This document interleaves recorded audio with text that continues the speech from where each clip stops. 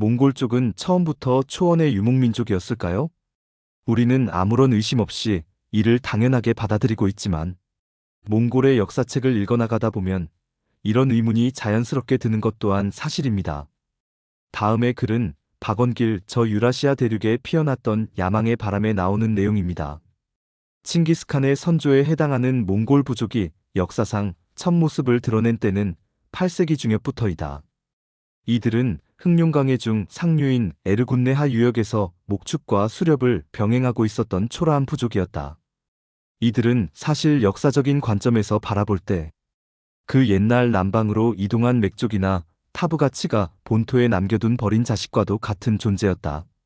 이 차례의 이동 과정에서 모두 저버림을 당했던 이들은 이웃의 부족들이 서방 이동을 시작하자 초조함을 감추지 못했다. 이번마저 동행하지 못한다면 가슴속 깊이 박힌 응어리가 그대로 이들을 죽음의 좌절로 이끌지도 몰랐다. 치열한 논쟁이 전개된 끝에 이들은 초원으로 여행을 결정했다. 그리고 모두 뿌리를 잊지 말자며 옥깃의 방향을 오른쪽으로 여밀 것을 결의했다.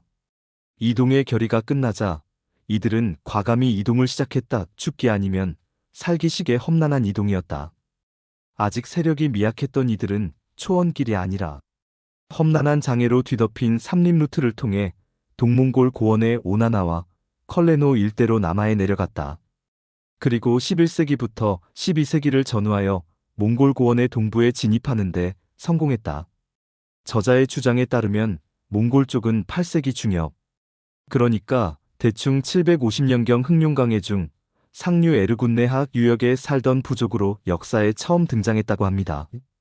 그런데 여기서 주의할 부분은 바로 8세기 중엽에 등장한 그들을 몽골의 선조 부족이라는 다소 애매한 표현으로 묘사하고 있다는 점입니다. 정확하게 몽골 쪽이라고 하지 않고 있죠. 제 개인적인 생각입니다만 몽골 비사에 나오는 칭기스칸의 가계도를 중심으로 최초의 칭기스칸의 선조가 등장하는 시기를 역산하여 추정해보면 대략 10세기 초중반 정도로까지밖에 더 못 올라가기 때문은 아닐까 합니다. 그러므로 여기서 나오는 약 200여 년의 격차를 설명하기 어려워서 이처럼 에둘러 표현하고 있는 것으로 보입니다. 여하튼 몽골 쪽은 꽤 오랜 기간 동안 줄곧 에르군네하 유역에서 살았던 것만큼은 진실인 것으로 보여집니다. 여기서 에르군네하라고 불리는 강은 일반적으로 아르군 강으로 불리는 강을 말합니다. 아르군 강은 실카강과 합류하여 비로소 아무르 강 즉 흑룡강이 됩니다. 그러므로 에르군네하 즉 아르군 강은 흑룡강의 중상류가 아니라 최상류로 보는 것이 더 정확할 것입니다. 그리고 칭기스칸의 가문 즉 보르직인 씨족이 처음 터를 잡은 곳으로 나오는 오나나는 일반적으로 오논강으로 불리고 있으며 실카강의 원류로서 오논강과 인고다강이 합류하여 비로소 실카강이 되는 것입니다. 실카강은 아르군강보다 더 북쪽에서 흘러내려옵니다. 더 척박한 지역이지요. 오나나 즉 오난강 유역은 흑룡강 즉 아무르강의 최상류로서 만약 아무르강을 거슬러 올라갔다면 거의 막바지까지 다다른 것으로 봐도 무방할 것입니다. 즉 그곳은 오지 중의 오지인 것입니다. 에르군네하 즉 아르군 강은 현재 러시아와 중국의 국경선 역할도 하고 있습니다. 그러므로 에르군네하 유역은 지금은 러시아와 중국의 땅입니다. 몽골밖 더 동쪽에 위치하고 있는 곳이죠. 대개 몽골의 역사에서는 에르군네하 유역에 살던 그들이 몽골 초원, 즉 지금의 몽골 땅 중심부로 진출하는 과정을 숱한 고난을 이겨내고 이룬 영웅적 업적으로 묘사하곤 합니다. 그런데 이는 다른 말로 그곳 몽골 초원이 처음부터 원래 그들의 땅은 아니었다는 것을 반증한다고도 볼 수 있죠.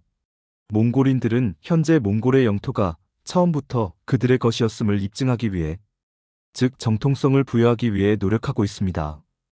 그러나 제3자 입장에서 보자면 그곳은 처음에는 흉노인들의 땅이었고 다음은 돌궐족들의 땅이었으며 이후 수차례 주인이 바뀌는 과정을 거쳐 현재의 몽골인들의 땅이 되었다는 것이 정답인 것 같습니다. 몽골 초원을 처음 차지한 것은 흉노나 돌궐 같은 투르크계 민족이었습니다. 이후 동옥의 민족들이 득세하다가 결국 몽골인들이 그 땅의 주인이 되는 것입니다. 차츰 동양인들의 특성이 강화되는 것으로 보입니다. 이것이 내가 몽골을 고구려와 발해의 유민이 세운 나라로 보는 이유 중 하나입니다. 발해의 서쪽 경계를 지키는 것은 부여부였습니다. 고구려가 멸망한 이후에도 발해에는 부여인들이 살고 있었다는 이야기이지요. 발해라는 큰 나라가 부여부가 거란에게 뚫린 이후 속절없이 무너지는 과정을 보면서 사실은 부여부가 발해의 군사적 핵심 요충지는 아니었는지 의문을 갖게 되었습니다. 나는 부여와 고구려를 선천적으로 동일 민족 집단으로 보고 있습니다. 그러므로 부여의 유민이 고구려인 즉 고려인이라고 불렸다고 해서 이상할 것이 없다는 입장입니다. 부여 고구려 모두 고려, 즉 고리족들의 나라들이라고 보고 있죠. 그리고 발해는 말갈족들의 나라였고 발해의 유민은 말갈족들이었을 것입니다.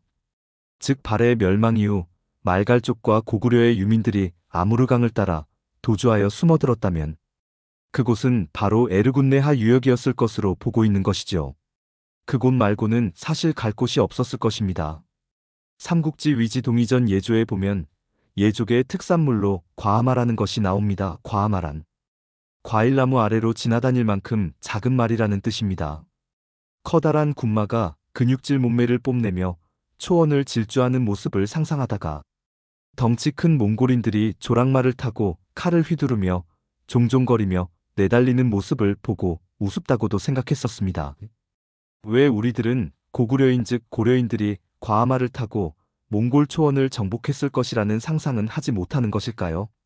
그 이유는 우선 몽골인들이 고구려와 발해를 그들의 조상으로 인정하지 않고 있기 때문일 것이며 아마도 그들이 설령 고구려나 발해의 피를 물려받았다고 해도 그들의 선조가 왕족 내지는 핵심 지배계층이 아니라 지방의 호족 내지는 평민 계층이어서 고구려와 발해를 계승한다는 정통성을 인정받기 어려웠기 때문은 아닐까 추측해봅니다.